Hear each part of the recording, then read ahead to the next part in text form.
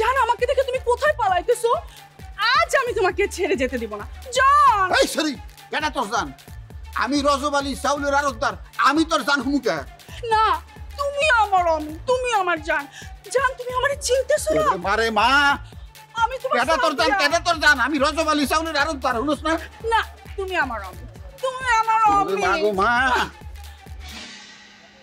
কি ঠেকেন তো, ঠেকেন তো। হ্যাঁ, আমার জান জান কইতেছে, আমি কোত্থেকে জান হইলাম? আমি রজব আলী চাউলের আড়তদার, এত করে কইতেছে, বুঝতেছ না? তুই আমার জান, তুমি আমার জান। আবার জান কয়, একবার জান কয়, একবার জান কয় আমার সুখের সংসারের মধ্যে আগুন ঢালছে, আবার জান কইতেছে এই আগুনের মধ্যে পেট্রোল ঢালতেছে। আপু প্লিজ প্লিজ বোঝার চেষ্টা করো, উনি তোমার অমিত না আপু। ছাড়, ওই আমার অমি। তোরা কি আমার চমিত্রে বেশি চিনোস? বল না, বেশি চিনোস? ওই আমার অমি। আরে ঠেকেন তো, জান, আরে ঠেকেন তো, আপনার বোনকে ঠেকেন তো। আরে কি বিপদে বলছি? দেখেন আপনাকে আমি বলছি, আসলে আপনি আমার বোনকে ভুল বুঝছেন। আমার বোন আসলে শুনেন, বুঝাবুঝির কিচ্ছু নাই।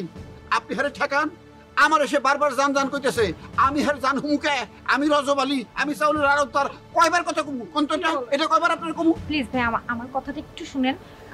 আমার বোনের আসলে আসলে প্লিজ বোঝার চেষ্টা করো, উনি তোমার অমিত না।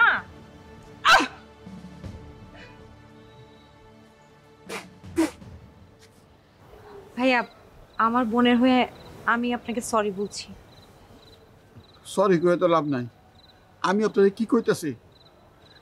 আমি রজব আলী চাউলের আড়তদার, আমার বউ আছে, আমার সংসার আছে। সে যে আমারে জাবরায় ধরতেছে, সে যে আমারে জান জান কইতেছে, আমার সংসার ভাঙার ভাব করছে না কোন আপনি?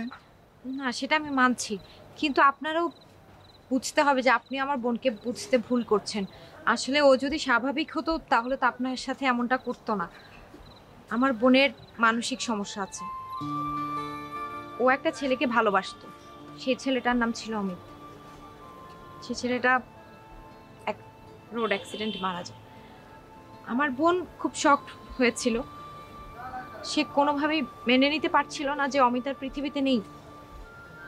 তারপর থেকে আমার হাসি উজ্জ্বল বোনটা যাকে দেখে তাকেই অমিত ভাবা শুরু করে। তাহলে তো আমি বিরাট ভুল করে ফেলেছি, আমার মাফ করে দিও।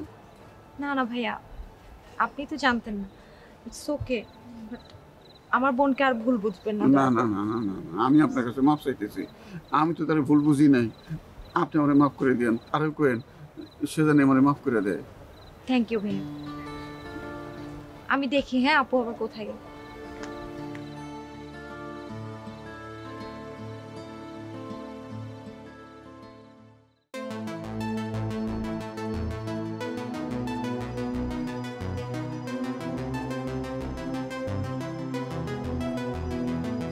কোথায় ছিলে তুমি? কেন, কি হয়েছে? আমি যে কত বড় বিপদে পড়েছিলাম। ওই যে ওই ছেলেটার উদ্দেশ্য মনে হয় আসলেই ভালো না। কার কথা বলছো? কার কথা আবার? ওই যে ছেলেটা, অর্ণব নাম। কেন, সে আবার কি করছে? আমাকে করিডোরে একা পেয়ে জোর করে যেচে পড়ে আমার সঙ্গে কথা বলতে চাইছিল। তারপর আবার কি, আমি পাত্তাই দিইনি, একেবারে অপমান করে দিয়ে চলে এসেছি। ঠিক করছো, একদম ঠিক করছো। কিন্তু আমি ঠিক বুঝতে পারছি না সে চাই কি, মানে সে বারবার আমাদের পিছু নিচ্ছে কেন? এটা তো আমিও বুঝতে পারছি না। আজব একটা সিচুয়েশনে পড়লাম তো। হ্যাঁ, এরকম একটা অপরিচিত জায়গায় এসে এরকম একটা ঝামেলা। আমার তো টেনশন হচ্ছে তোমাকে নিয়ে। শোনো, আমাদের মনে হয় আর একটু সাবধান থাকা উচিত।